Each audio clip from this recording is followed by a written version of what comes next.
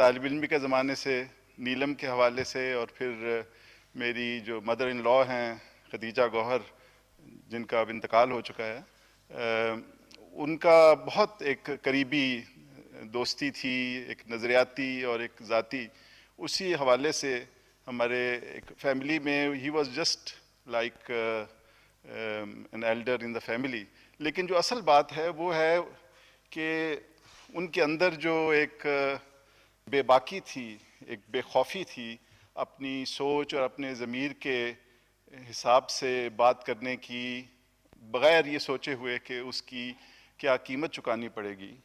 میں سمجھتا ہوں کہ وہ بہت کم لوگوں میں ہوتی ہے، اور وہ ایک سوسائٹی کو کی جو وجود ہے اس کو جسٹیفائی کرنے کے لیے، جیسے کہا جاتا ہے کہ کچھ درویش، کوئی کتب ہوتے ہیں جس کے سروں پر ایک سوسائٹی رہتی ہے، تو وہ ہمارے معاشرے میں جہاں جھوٹ اور تصنع اور منافقت اور اپنی بات کو اگر سچ بھی کہنا ہے تو اس میں اتنی آمیزش کر کے وہ سچ بولنا کہ وہ سچ نہ لگے، اس دور میں اور آج کے دور میں بہت کم لوگ ایسے نظر آئے ہیں جنہوں نے اس بے باکی کے ساتھ سچ کہا ہے.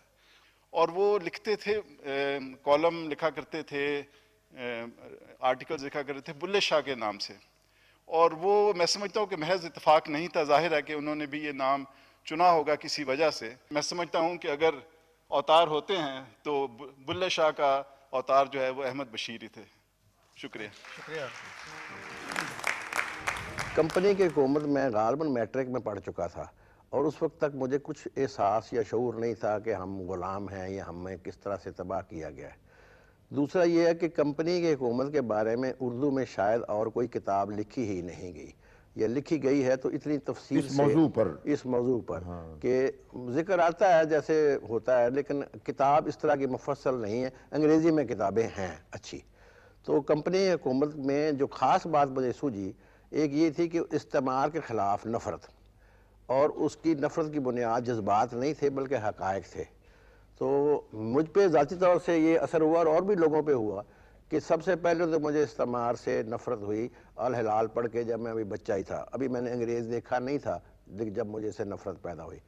لیکن کمپنی حکومت نے ایک ردہ جما دیا جو آج تک میرے ذہن سے نہیں نکل سکی.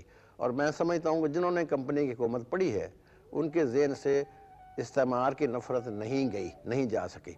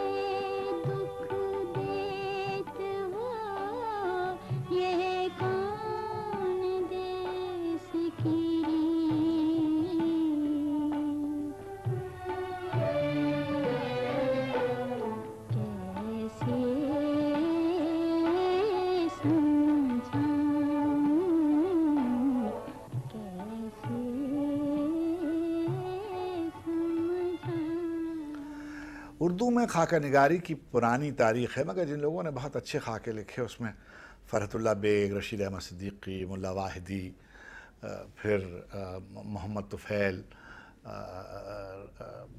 ہمارے زمانے میں ممتاز مفتی اور احمد بشیر نے بہت یادگار خاکے لکھے.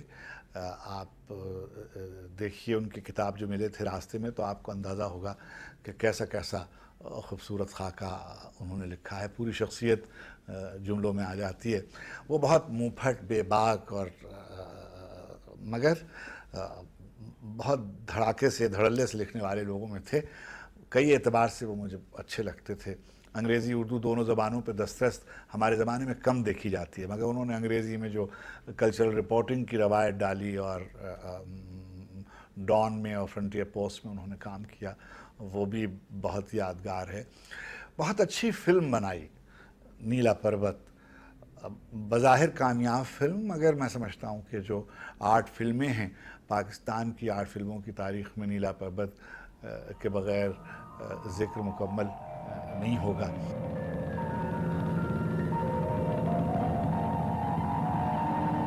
ابا کیا بات ہے ابا؟ تم نے تو نہیں سنی اس کی چیخ؟ کس کی چیخ؟ تو تم نے نہیں سنی؟ آپ نیند میں چل رہے تھے ابا، آپ کی طبیعت خراب ہے۔ ہاں میری طبیعت خراب ہے، بہت خراب ہے۔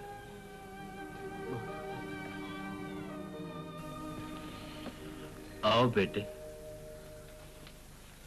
اب کیسی طبیعت ہے؟ ہاں اچھی ہے طبیعت بھائی، جب بڑھاپا آتا ہے تو 100 بیماریاں ساتھ لاتا ہے بختو۔ اس کا بڑھاپے سے کوئی تعلق نہیں ہے ابا، نیند میں چلنا ایک نفسیاتی بیماری ہے۔ جس کی کوئی دبی ہوئی آرزو ہو وہ چلتا ہے نیند میں اپنی دبی ہوئی آرزو کی طرف۔ ہماری تو کوئی دبی ہوئی آرزو نہیں۔ بختو جا کر سویٹر پہن لو، دیکھو کتنے غضب کی سردی ہے۔ جی بہت اچھا۔ اور ہاں میرا ہیٹر بھیجوا دینا۔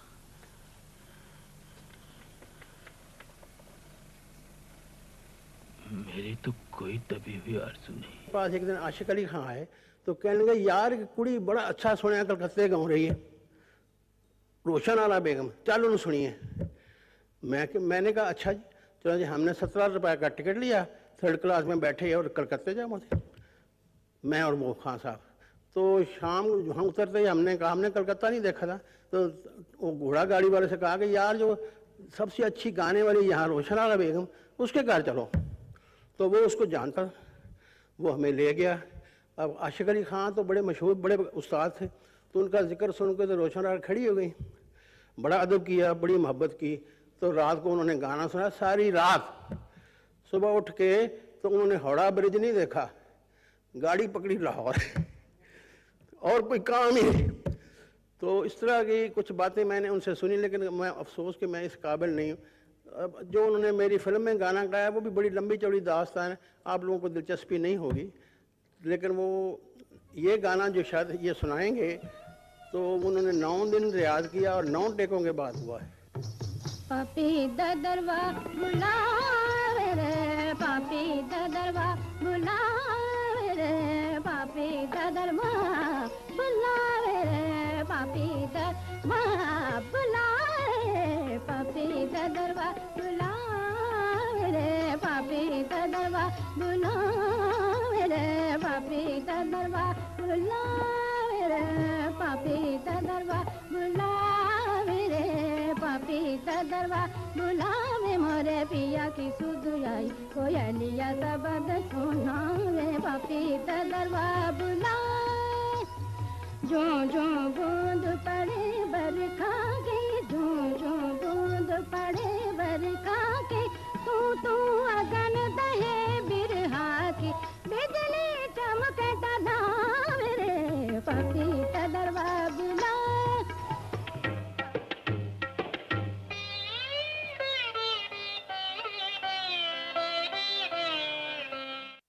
میں اس وقت دعوت دے رہا ہوں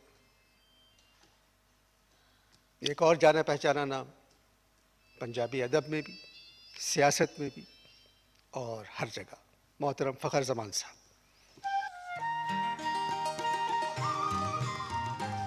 میری جو لائبریری ہے جہاں میں رہتا ہوں اس میں ایک تصویر ہے، ملک معراج خالد صاحب، احمد بشیر صاحب، فلم ایکٹر راج ببر اور میں۔ یہ 2001 کی تصویر ہے۔ تو میں سب سے پہلے اپنی لائبریری میں جب جاتا ہوں تو میں اس تصویر کو دیکھتا ہوں، کیونکہ اس سے مجھے ایک انسپریشن ہوتی ہے۔ انسپریشن ہوتی ہے ایک ایسے شخص کی کہ جو مس فٹ تھا اس سماج میں، اور ہر وہ شخص کہ جو سچ کہتا ہے، جو کلمہ حق کہتا ہے، جو انحراف کرتا ہے، جو احتجاج کرتا ہے، جو ڈسینٹ کرتا ہے، جو سوال کرتا ہے، جو بغاوت کرتا ہے، وہ اس سوسائٹی میں مس فٹ ہوتا ہے۔ دیکھیے، یہ کہہ دینا کہ فلاں آدمی کی بہت انٹیگریٹی تھی، وہ کمپرومائز نہیں کرتا تھا، وہ لکھتا تھا تو فتوے دیے جاتے تھے، یہ کہہ دینا بہت آسان ہے، لیکن اسی ملک میں ہم نے اپنی برادری، رائٹرز، دانشور، صحافیوں کو کمپرومائز کرتے ہوا دیکھا ہے۔ اس لیے احمد بشیر بہت ہی مختلف شخص تھا، وہ بہت ہی الگ شخص تھا اور بہت ہی ہمبل شخص تھا۔ میں نے کئی معاملوں میں یقین مانیے کہ میں انہیں اپنا مینٹر سمجھتا تھا، اور کوئی ایسی پرابلم پولیٹیکل یا کوئی دوسری ہوتی تھی یا کلچرل یا لنگوسٹک، تو میں ان سے ضرور مشورہ کرتا تھا، اور ان کا مشورہ ہمیشہ بہت ہی اچھا ہوتا تھا۔ اب ہم یہ کہیں کہ بھائی دور گزر گیا بڑے آدمیوں کا، اب تو میڈیاکریٹی کا رول ہے۔ ویل، میڈیاکریٹی کا رول تو ہے، لیکن ہو سکتا ہے اگلی پیڑھی میں، اگلی نسل میں کوئی احمد بشیر دوبارہ آ جائے، یہ ہو بھی سکتا ہے۔ ہمیں نئی نسل سے مایوس بھی نہیں ہونا چاہیے، لیکن وہ جو احمد بشیر جس کو میں جانتا تھا، وہ احمد بشیر میرے خیال میں پھر شاید کبھی آ نہیں سکے گا۔ بہت بہت شکریہ۔ اب میں جس شخصیت کو دعوت دے رہا ہوں، انہوں نے احمد بشیر صاحب کے ساتھ زندگی گزاری، اور اس زندگی بھر کے رشتے میں نہ کبھی کسی خواہش کا اظہار کیا، نہ کبھی کچھ مانگا۔ کچھ اور مانگنا میرے مسلک میں کفر ہے، لا اپنا ہاتھ دے میرے دستے سوال میں۔ تشریف لاتی ہیں بیگم احمد بشیر۔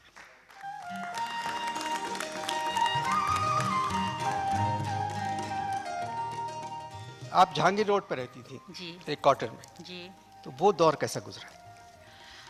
بس جیسے ایک کمرے میں ہم لوگ کوئی پتہ نہیں 50 روپے کرایہ تھا کہ کتنا تھا، وہ دے کے کسی کے گھر میں رہتے تھے، اور پھر وہ ان کو اعتراض تھا کہ شاید آپ بجلی زیادہ خرچ کرتے ہیں یا جو بھی ہوگا، تو ہمیں پھر اگلے مہینے خالی کرنا پڑتا تھا۔ کافی عجیب و غریب زندگی تھی۔ پھر وہ آپ کو بلاتے تھے زیلنز کافی ہاؤس صدر؟ ولیج ایڈ میں وہ نوکری کر رہے تھے، ممتاز مفتی، ابن انشا، یہ حفیظ جلندری صاحب کا ڈپارٹمنٹ تھا، اور یہ تینوں جو وہاں ہوتے تھے تو مجھے کہتے تھے کہ آج یکم ہے، تم آؤ اور تنخواہ مجھے ملے گی، میں وہیں آ جاؤں گا۔ صدر میں جہانگیر روڈ سے بس میں بیٹھتی اور صدر چلی جاتی۔ صدر میں زیلنز کافی ہاؤس تھا، اب تو شاید نہیں ہے، وہاں پھر میں بیٹھی رہتی 2 بچیوں کو لے کر، تو پھر وہ آتے اور ہم لوگ کولڈ کافی پیتے، اور اس کے بعد تنخواہ لے کے ہم گھر چلے جاتے۔ شاپنگ وغیرہ بھی کراتے؟ تھوڑی بہت شاپنگ، اور اس کے بعد ایسے ایسے واقعات ہیں کہ میرے خیال میں مجھے تو اب کیا کہوں، بہت لمبی بات ہو جائے گی۔ جب نکالا گیا نوکری سے بخاری صاحب نے ہٹایا، لاہور سے کراچی ان کو کال آئی کہ آپ نے اسکرپٹ رائٹر کی نوکری ملی ہے، احمد فراز اور یہ سب لوگ تھے ریڈیو پاکستان پہ، تو وہ ہم لوگ چلے گئے، بچی ایک نیلم تھی اس وقت، وہاں چلے گئے، ایک گھر ایسے کرائے پہ لے لیا، تو وہ کوئی 2-4 مہینے چلی ہوگی نوکری، مشکل سے وہ 400 روپے تنخواہ تھی، اور اتنی زیادہ لگتی تھی کہ یہ کندھے پر بسکٹوں کے ڈبے لاد کے اور 4 تولیے پکڑے ہوئے، پتہ نہیں کیا شاپنگ کر کے شام کو گھر آتے تھے کہ لو بھائی یہ، میں کہتی تھی ہائی کتنی شاپنگ کی ہے، اور کوئی 4 مہینے کے بعد وہ نوکری ختم۔ پھر کیا کیا؟ اس لیے کہ بخاری صاحب سے کچھ جھگڑا ہو گیا۔ ہاں جی جی۔ پھر کیا کیا، پھر ایک رشتہ دار تھے ان کے، میرے سسر کے رشتہ دار تھے، تو انہوں نے کہا جی تم یار بشیر تو ساڈے کول آ جا، چلے گئے وہاں، انہوں نے کہا یہ گدا گاڑی میں سامان رکھو ہمارا موٹر پارٹس کا اور فلانی جگہ پہنچا دو، بیٹھ گیا گدا گاڑی پہ سامان پہنچانے۔ کچھ انہوں نے تھوڑا سا روڈلی بولا ہوگا، کہنے کہ میں نہیں کرنا چاچا تیرا کام پھاڑا پڑا، وہ بھی چھوڑ دی۔ پھر سندھ گورنمنٹ میں امتحان دیا ایک، تو انفارمیشن آفیسر بنے، تو وہ کوئی میرے خیال میں 4-5 سال وہاں لگے، اتنا ہی مشکل سے 4 بھی لگے ہوں گے بس۔ جن سے آپ نے گانا سیکھا استاد سے ہاں قادر صاحب سے استاد پیا رنگ جو تھے جی وہ یہ جب ولیج ایڈ میں نوکری کرتے تھے تو یہ ایک پرچہ نکالتے تھے وہاں سے، تو اس میں یہ پریس میں گئے ہوئے تھے. پریس میں انہوں نے دیکھا کہ ایک مزدور ہے جو وہ بڑی تانے لگا رہا ہے، تو یہ کہنے لگے یار ادھر آئیں آپ، کون ہیں آپ؟ انہوں نے کہا جی بس سر جی کچھ نہیں، وہ گھبرا گئے. کوئی ذرا بڑی عمر کے تھے. انہوں نے کہا نہیں آپ مجھے بتائیں آپ ہیں کون؟ انہوں نے کہا جی میں پشاور سے آیا ہوں، بس مجھے گانے کا شوق ہے. انہوں نے کہا چلیں آپ فوراً ولیج ایڈ میں ان کو موسیقی کے استاد کے طور پہ رکھ لیا. استاد پیا رنگ قادر بعد میں وہ گھر میں بھی لے آئے ان کو. وہ 5 وقت کے نمازی تھے اور مجھے بھی تو آپ نے سیکھا انہیں سے؟ مجھ سے کلاسیکل سکھوایا جو مجھے بالکل خاص شوق نہیں تھا. میں تو فلمی گانے گاتی تھی جیسے عام لڑکیاں گاتی ہیں. خیر وہ بیچارے بہت اچھے، انہوں نے ہماری فلم کا میوزک دیا. کبھی کبھی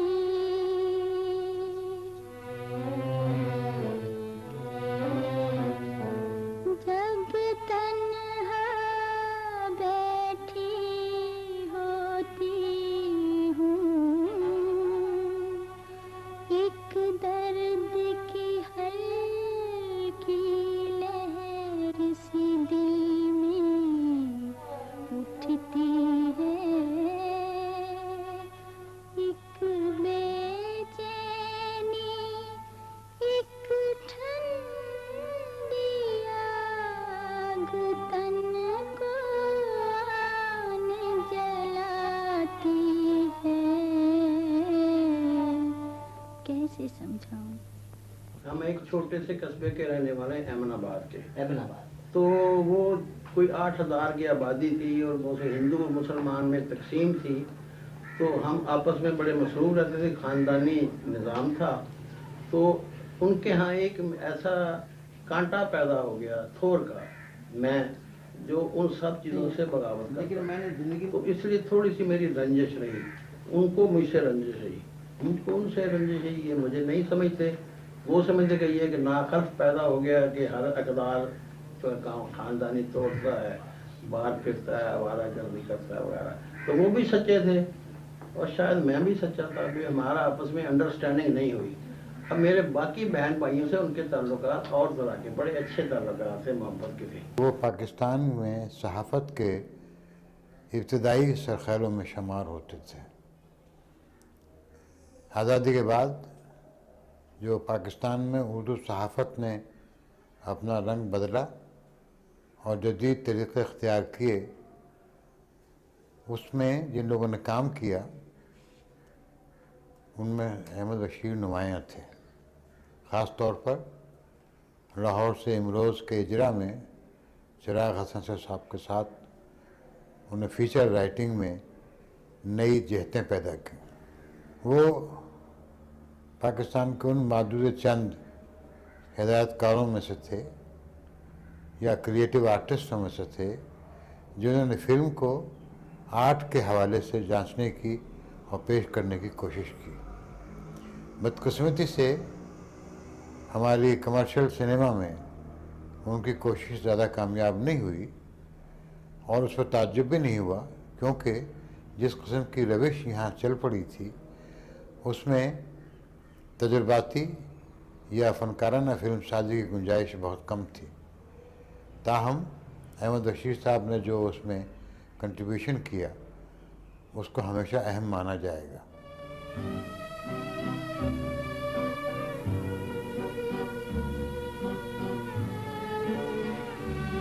یا اللہ بختو، تم تو بالکل بے ہوش ہو. یا اللہ یہ کیسا بخار ہے؟ اسی لیے تو میں آئی ہوں کہ تم بے ہوش ہو. آج میں تم سے خوب باتیں کروں گی، تم مجھے کچھ نہیں کہہ سکتے. میرا ہاتھ لگتے ہی تمہارا بخار اتر جائے گا، مگر میرے دل میں جو آگ بھڑک رہی ہے وہ کیسے ٹھنڈی ہوگی بختو؟ مجھ سے کبھی دل کی باتیں نہیں کرتے. شاید میرا دل توڑ کر خوش ہوتے ہو، توڑ لو، مگر کب تک؟ اب تو تم میرے ہو چکے ہو.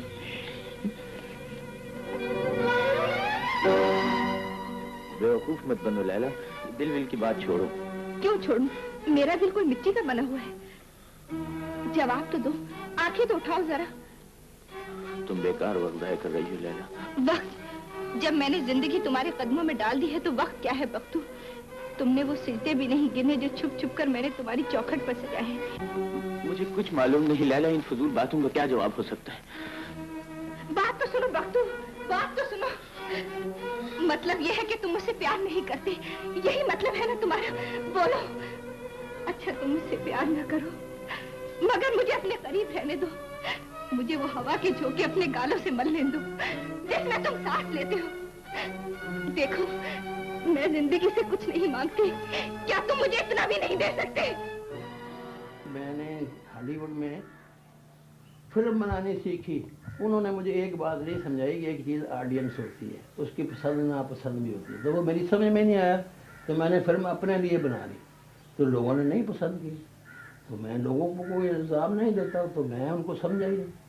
तो उसमें बात बड़ी कमाल की चीज़ें थी, मतलब उसका म्यूज़िक बहुत ही अजीबोगरीब था, डांसेस उसमें प्योर थे, तो लोगों को नहीं पसंद आए।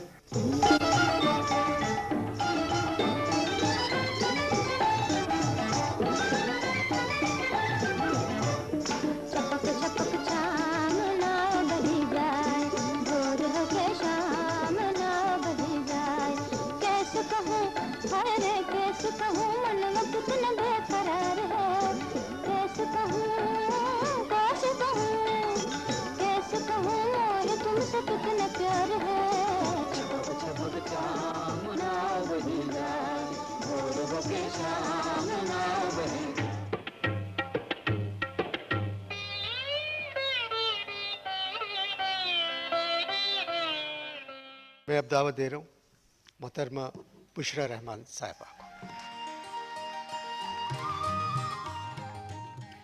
जो अपने दोस्त होते हैं ना, सहेलियाँ होती हैं, उनके माँ बाप भी बहुत अच्छे लगते हैं। नीलम मेरी दोस्त है, बड़ी अच्छी अदीब है, खूबसूरत अफसाने लिखती है, सफ़रनामे लिखती है, बहुत कुछ लिखती है।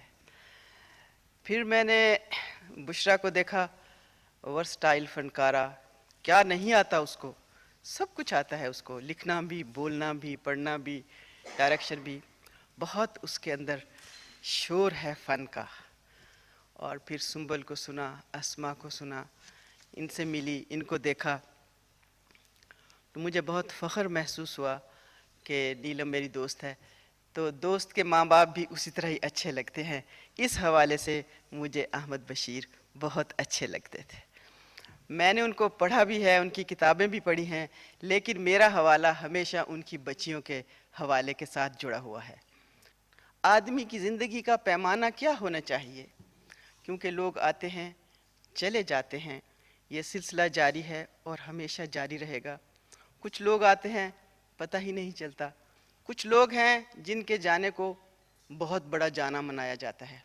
लेकिन बात यह है कि पैमाना ज़िंदगी क्या होना चाहिए, पैमाना उम्र क्या होना चाहिए, उसके अलावा जो बारी ताला ने 70, 80, 90 साल रखा है। तो फिर अहमद बशीर को देख के, अनवर साहब, इनकी बेटियों को देख के, इनकी वालदा को देख के, इनकी सारी फैमिली को देख के मुझे ख़याल आया कि पैमाना ज़िंदगी तो ये होना चाहिए कि जब आदमी इस दुनिया से जाए तो इस दुनिया को कोई तोहफ़ा दे के जाए, अच्छी, बाअमल, बाकिरदार और ख़ूबसूरत औलाद का तोहफ़ा दे के जाए। इनकी 4 बेटियां हैं, कमाल है, चारों में कोई ना कोई खूबी और फ़न है। बजाय इसके कि हम 40 किताबें लिख के दे जाएं इस दुनिया को, हम इस दुनिया को 4 अच्छे बच्चे, 4 अच्छी बेटियां, 4 अच्छे घराने दे के चले जाएं। अंधेरा उजाला क्या प्रोग्राम था, ज़बरदस्त, बहुत अच्छा लिखते हैं, हम सब बहुत चाहते हैं। तशरीफ़ ला रहे हैं यूनुस जावेद साहब। अहमद बशीर साहब को पहले दिन तो मैंने टी हाउस में एक शख्स को गालियां देते हुए देखा था और वो बड़ा मुअज़्ज़ज़ अदीब था और मैं बड़ा हैरान हुआ कि ये कौन साहब हैं जो इस तरह, मगर उनके अंदर जितनी कड़वाहट थी उतनी मिठास भी थी। सच बोलते हुए कड़वे और आपस में बड़ी ममनूनियत के साथ बोलते थे। फिर यूँ हुआ कि वो टी हाउस की पहली मेज़ पे सज्जाद बाकर रिजवी साहब, इंतज़ार हुसैन, अल्ताफ़ कुरैशी, यूनुस अदीब, सलीम शाहद احمد مشتاق، تقریباً سبھی، شہرت بخاری، ہم ان کے ساتھ بیٹھنے لگے اور دوستی ہو گئی۔ وہ بہت سینئر تھے، بڑے کڑوے تھے، ڈر لگتا تھا، لیکن اس میز پہ بیٹھ کے ہمیں ان سے ڈر لگنا ختم ہو گیا۔ ہر روز ایک نیا سیاسی تجزیہ وہ ہمیں دیتے تھے اور اس سے ایک دن کا کرب ٹل جاتا تھا۔ پھر اس سے آگے بات بڑھی کہ کشور ناہید پہ انہوں نے کوئی خاکہ لکھا ہوا تھا جس کا اصل مسودہ میرے پاس پہنچ گیا اور ان کے پاس بھی نہیں تھا۔ اردو مرکز لندن سے بھی فرمائش آئی اور لوگوں نے کہا کہ اس کی کاپی چاہیے، تو میں نے سوچا کہ ان کے اور خاکے بھی ہیں، ان کی تلاش کی جائے، اور یہ کام 3 سال میں ہوا، کیونکہ مرحوم امروز سے بھی ایک حسرت موہانی کا خاکہ امروز میں چھپا تھا جو مرحوم ہو چکا تھا، اور اس میں جا کے تلاش کرنا جس کی تاریخ بھی بشیر صاحب کو یاد نہیں تھی، کیونکہ کتاب چھپوانے میں وہ بالکل دلچسپی نہیں رکھتے تھے۔ اس طرح ان خاکوں کو بہت مشکل سے جھاڑا پونچھا اور تلاش کر کے جمع کیا، ایڈٹ کیا، اور ان سے کسی طریقے سے جب میرے دفتر آتے تھے تو بہت خوش ہوتے تھے، ماتھا چومتے تھے۔ پھر میں نے ان سے ضمیمے بھی لکھوائے، اور وہ انہیں کتاب چھپوانے سے دلچسپی پیدا ہونے لگی، تو انہوں نے لکھا کہ تم نے میری دھجیاں جمع کر دی ہیں اور اب ادیبوں نے مجھے تسلیم نہ کیا تو پھر کیا ہوگا۔ یہ چھپا ہوا ہے کتاب پہ، جو ملے تھے راستے میں۔ لیکن یہ ہوا کہ کتاب چھپ گئی تو ان کے اندر ایک انسپیریشن سی پیدا ہوئی کتابیں، ان کے پاس کئی مسودات تھے جو میں ان سے کہہ رہا تھا کہ آپ ایڈٹ کریں، تو وہ نہیں کرنا چاہتے تھے۔ پھر انہوں نے اپنے ناول کو ایڈٹ کیا جو 3000 صفحے کا تھا، اور کم کر کے شاید دل بھٹکے گا جو چھپا ہے شاید وہی ہے۔ اس کے بعد کچھ انگریزی کی چیزیں تھیں۔ تو میرا خیال ہے کہ کتاب چھپنے کے بعد ان کے اندر ایک ایسا تلاطم آیا کہ انہوں نے باقی کتابوں کی طرف بھی توجہ دی۔ ہمیں تو وہ ایک شجر سایہ دار کی طرح ملے تھے، اور ہم ان کے نیچے بیٹھتے رہے اور ان سے بینش کی باتیں سنتے رہے۔ ہمیں تو یہ سب اس طرح یاد ہے۔ Thank you. شکریہ، ماشاء اللہ۔ اب میں دعوت دے رہا ہوں شجاعت ہاشمی صاحب کو۔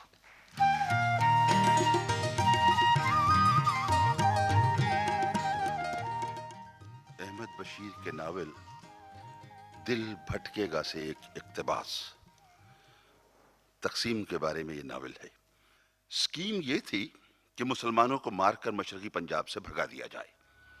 مہاراجہ پٹیالہ، دوسرے سکھ راجے اور سکھ جاگیردار مسلمانوں کے قتل عام کے لیے تیار ہو چکے تھے۔ جب ماسٹر تارا سنگھ نے لاہور اسمبلی کی سیڑھیوں پر کرپان لہرائی تو یہ مشرقی پنجاب میں مسلمانوں کے قتل عام کا اذن تھا۔ اس وقت لوگوں نے سمجھا کہ ماسٹر تارا سنگھ جوش خطابت میں کچھ آگے نکل گیا ہے، مگر سکھوں کے بکھرے ہوئے ہجوم اور ہندو مہاسبھا کے زرد جھنڈوں والے رضاکاروں کے غول تلواریں اور نیزے لہراتے ہوئے شہر میں پھیل گئے۔ جمال کو یہ ایک دلچسپ ہنگامہ لگتا تھا، مگر مفتی کا رنگ زرد ہو گیا۔ اس نے کہا، واپس چلو، کرشن نگر میں میری بہن رہتی ہے، اس کو اور اس کے بچوں کو وہاں سے نکال لائیں۔ کرشن نگر جس علاقے میں آباد ہوا، اس کی زمین ایک ہندو سوسائٹی نے مسلمان ذمہ دار سے خریدی تھی، مگر مالک کو ایک ٹکڑا الاٹ کرنے کے بعد کسی مسلمان کو یہاں جگہ نہ ملی۔ ایک مفتی کی بہن مسلمان تھی جو اس علاقے میں کرائے پر رہتی تھی۔ کرشن نگر پنجاب سیکریٹریٹ کے عقب میں واقع ہے اور اس میں داخلے کا ایک ہی راستہ ہے۔ جب مفتی اور جمال بڑے ڈاک خانے کے پاس پہنچے تو سکھوں اور مہا سبھائیوں کا ایک بڑا جلوس ست سری اکال اور ہر ہر مہادیو کے نعرے لگاتا ہوا ادھر سے گزرا۔ موڈ اس کا بڑا خراب تھا۔ مفتی نے کہا، چلو چلو کرشن نگر چلو، جلدی کرو۔ مفتی اور جمال دوڑتے بھاگتے کرشن نگر جا پہنچے۔ نکڑ پر مہا سبھا کے سیوادار اور 12 بور کی بندوقیں اور ننگی تلواریں لیے کھڑے تھے، مگر ابھی ان پر خون کا کوئی دھبا نہ تھا، کیونکہ کوئی مسلمان ادھر آیا ہی نہ تھا۔ مفتی اور جمال نے چال ٹھیک کر لی۔ انہیں اطمینان سے چلتے دیکھ کر سیواداروں نے انہیں ہندو سمجھ لیا تھا۔ مفتی کی ہمشیرہ با پردہ عورت تھی۔ مفتی نے اسے کہا، بہن آج برقع نہ پہنو۔ اس پر وہ بہت گھبرائی۔ برقعے کے بغیر چلنے کی اسے عادت نہ تھی۔ جمال نے کہا، بہن